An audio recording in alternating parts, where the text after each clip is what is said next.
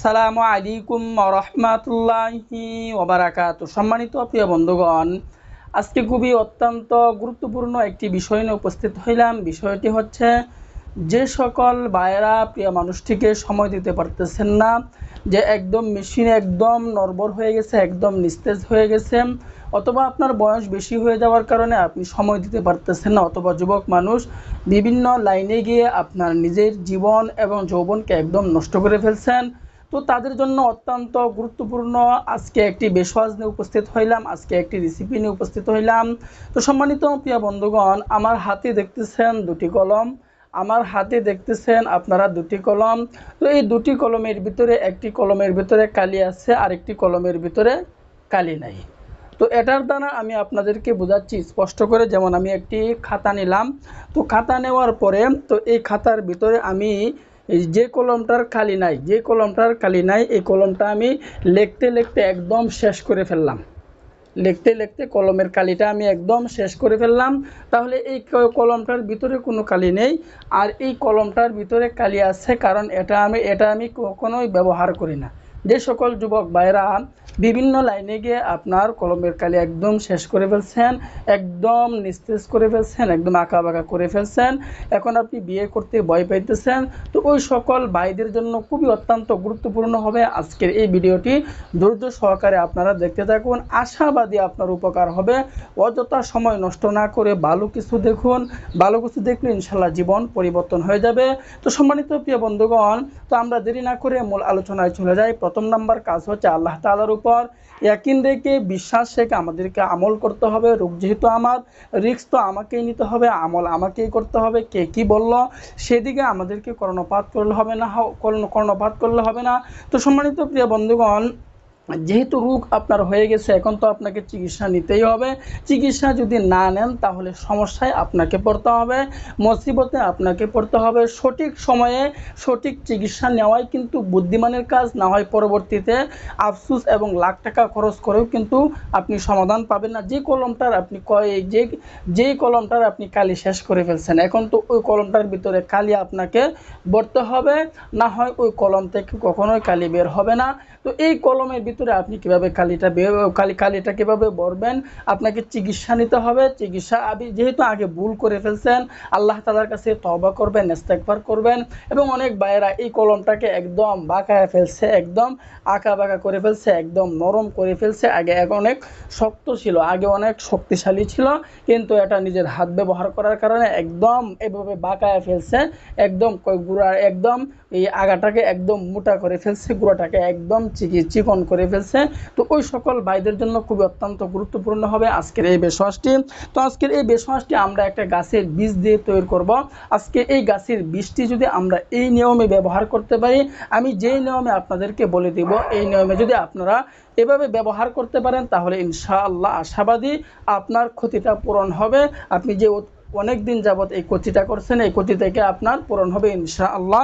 তো আমরা দেরি না করে মূল আলোচনায় চলে যাই।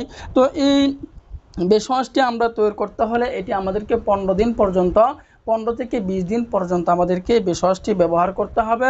তো সম্মানিত প্রিয় বন্ধুগণ, এই বেশওয়াজটি তৈরি করতে হলে আমাদেরকে একটি গাছের বীজ নিতে হবে। যে গাছের বীজটা আগে আমরা এই গাছটিকে চিনে নিই, এই গাছটি আমরা আগে চিনব, তারপরে এই বীজটি কীভাবে ব্যবহার করব, ব্যবহার করার নিয়মটি আমি আপনাদেরকে বলে দিব। তো এই গাছটির নাম হচ্ছে, অনেকে হাগরা গাছও বলে থাকে, অনেকে আগরা গাছও বলে থাকে। তো এই গাছের ভিতরে দেখবেন একটা কাঁটাযুক্ত একটা বীজ হয়ে থাকে, ছোটো ছোটো কয়েকটা বীজ হয়ে থাকে, যে কাঁঠালের মতো আপনার কাপড়ে আটকে যায়, চুলে আটকে যায়, এমন ছোটো ছোটো বীজ হয় কাঁটাযুক্ত।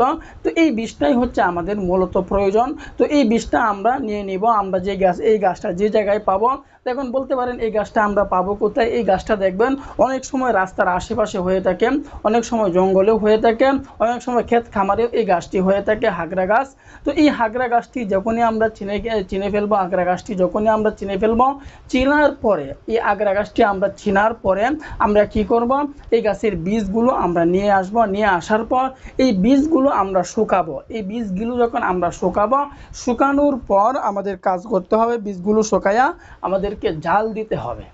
তো এই বীজগুলো যখন আমরা শুকাবো, শুকায় যখন লড়ার ভিতরে বা অন্য কোনো কিছুর মাধ্যমে যখন আমরা জাল দিব, জাল দিতে দিতে দেখবেন কি পরিমাণে বীজ নেবেন। আপনি 15 থেকে 20টি বীজ আপনি সংগ্রহ করে ফেলবেন।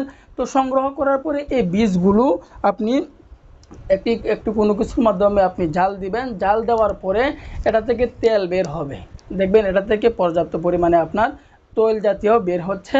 যখন এটা তেল জাতীয় বের হয়ে যাবে, বের হওয়ার পরে আমাদেরকে এখন এই কাজটি করতে হবে। কীভাবে ব্যবহার করতে হবে, এটা আমাদের তৈলটা বা তেলটা বের করার পরে আমাদের এটা তৈরি হয়ে গেল। এখন আমরা কোন নিয়মে ব্যবহার করব, ব্যবহার করার নিয়মটি আমি আপনাদেরকে বলে দিচ্ছি।